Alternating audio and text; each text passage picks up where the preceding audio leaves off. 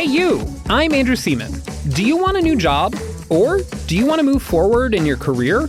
Well, you should listen to my weekly show called Get Hired with Andrew Seaman.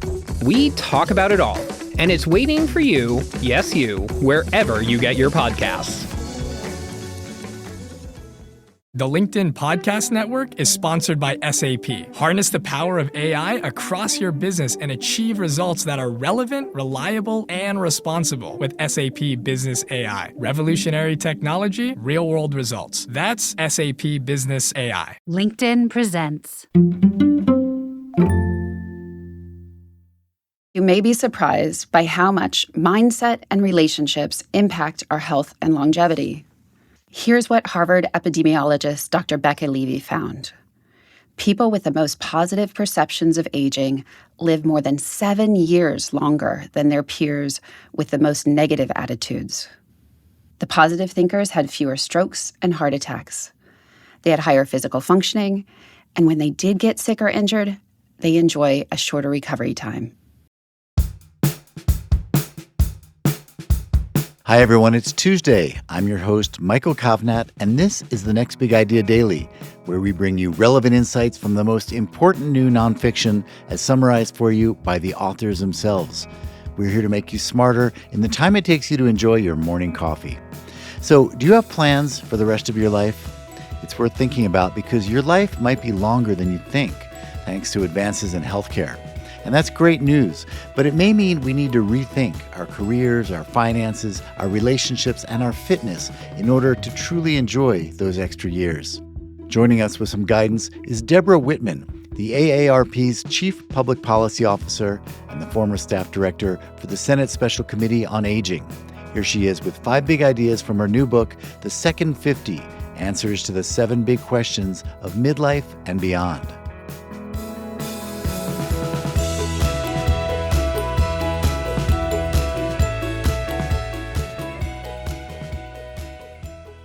Our zip codes, more than our genetic codes, determine how long we'll live. Americans live on average just 76 years. Our lives are shorter and less healthy than people in many poorer nations. I was surprised by how much where we live affects how long we will live. In fact, people who live in the longest lived county, Summit County, Colorado, live 20 years longer than in the shortest lived county, Oglala-Lakota County in South Dakota. Residents of West Virginia develop chronic health conditions 2 decades earlier than people in Wisconsin.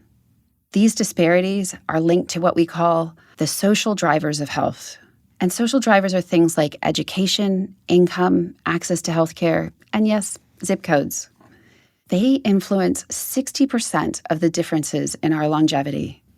And the rest is split about equally between our genes and the healthcare we receive. Not surprisingly, having a higher income equates with longer life. But I was shocked to learn that men in the top 1% of wealth outlive men in the bottom by 15 years. There are disparities by race and ethnicity, too. Asian Americans live 20 years longer than Native Americans, whose life expectancy is just 65 years of age. We can help people live longer and healthier.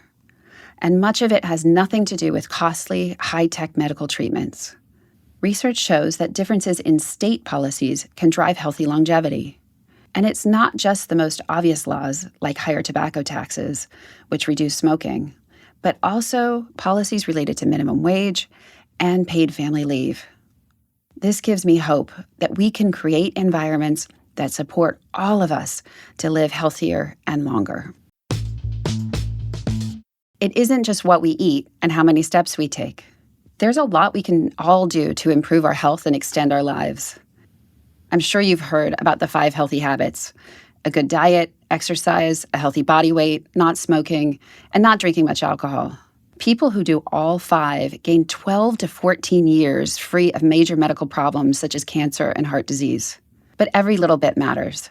Even if you have only one of these habits, you gain 2 healthy years. But you may be surprised by how much mindset and relationships impact our health and longevity. Here's what Harvard epidemiologist Dr. Becca Levy found. People with the most positive perceptions of aging live more than 7 years longer than their peers with the most negative attitudes. The positive thinkers had fewer strokes and heart attacks. They had higher physical functioning, and when they did get sick or injured, they enjoy a shorter recovery time. While researching my book, I talked to many older people about their lives and their attitudes around aging. The ones who are thriving, even with a health or financial challenge, embraced a positive mindset. They focused on gratitude and maintaining a sense of purpose. I spoke with Edmundo, a 68-year-old retired worker. 20 years before, he had been diagnosed with congestive heart failure. That's when he got proactive about his health. He was also a music lover with a home studio, and he started DJing. He told me, you either come to terms with it and try to live your best possible life, or you don't. Edmundo was determined not to live his life terrified. In fact, he told me he had even outlived several of his cardiologists. The second big health enhancer is relationships. Healthy relationships are linked to 3 things critical to good health: better immune functioning, lower blood pressure, and lower levels of inflammation. Researchers from the Harvard study of adult development found that the best predictor of physical and mental health for people in their 80s was not cholesterol level or blood pressure. It was having good relationships back in their 50s. Cognitive change is normal as we age, but cognitive decline is not inevitable. Most of us worry about losing our memory as we age. We fear that everyday lapses, like forgetting where we left our keys, are signs of trouble. It turns out that we are vastly overestimating the likelihood of getting dementia. About half of Americans predict they'll get it, yet only 15% of people between 75 and 79 have even mild cognitive impairment. What's more, our chances of getting dementia have actually declined over the last several decades or so. That's probably because of improvements to nutrition, healthcare, education, and lifestyle. We have strong evidence showing steps we can take to support our brain health and lower our risk of dementia. Researchers in The Lancet identified 12 modifiable risk factors that account for about 40% of dementias worldwide. Some of these, such as air pollution and inadequate education, need to be addressed by the government and the private sector, but many relate to individual behavior. Adopting those 5 healthy habits I mentioned earlier could help lower our risk of dementia by up to 1/3. And other habits can also help, like adequate sleep. People who sleep 7 to 8 hours a night are significantly less likely to develop dementia than those who sleep for 5 or 6 hours. Nurturing relationships and staying socially active also lowers the risk, as does strengthening the muscles of our brain. We can also challenge ourselves with activities that involve memory, attention, and reasoning, such as learning a musical instrument or solving problems at work or while volunteering. One last point. Some cognitive faculties actually improve as we age. Our grasp of meaning and the connection between ideas and our ability to think constructively all improve over time. We also tend to become more emotionally resilient.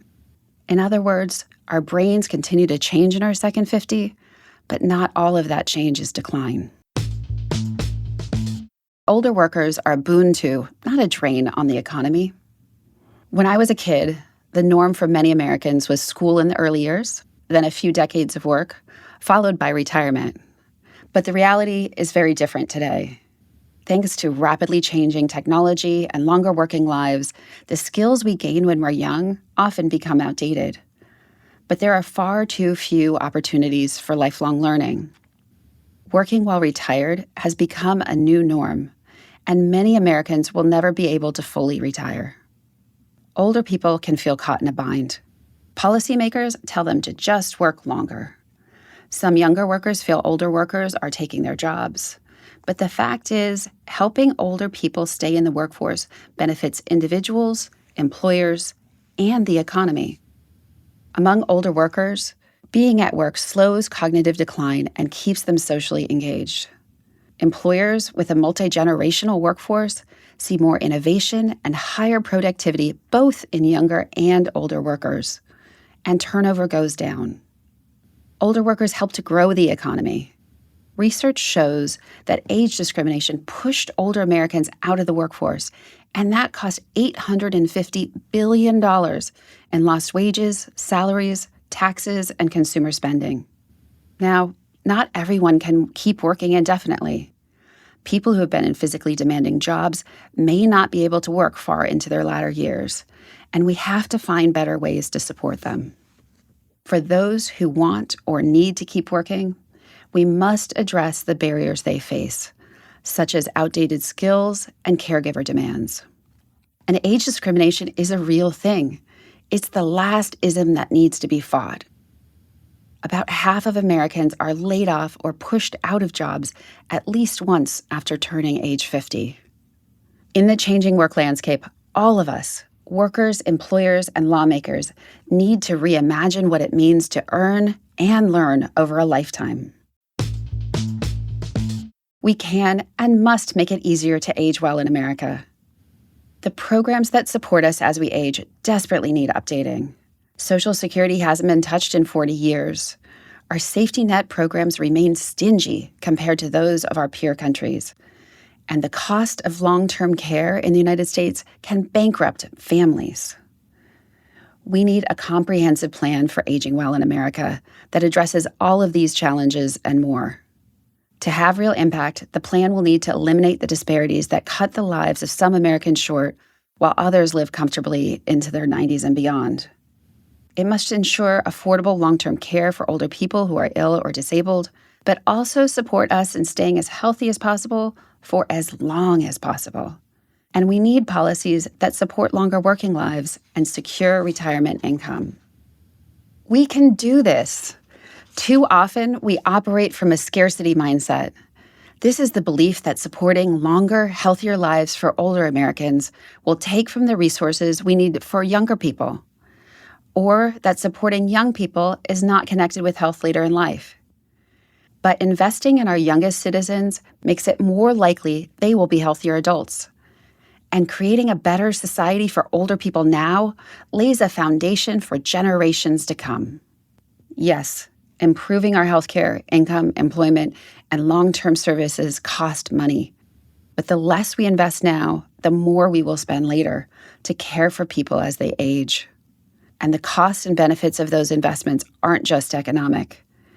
A healthier and more financially secure second 50 means less physical suffering, less psychological stress, and more freedom to enjoy our final years. Thank you, Debra. Okay, listeners, if you got something out of this episode and want to see more of what we have to offer, sign up for one of our newsletters using the links in the episode notes. Or go to nextbigideaclub.com to find out about our curated box subscription service. That's where we send you the best new nonfiction books as selected by our curators Malcolm Gladwell, Adam Grant, Susan Cain, and Daniel Pink. That's nextbigideaclub.com and use the code DAILY for a special discount. I'm Michael Kovnat. I'll see you tomorrow.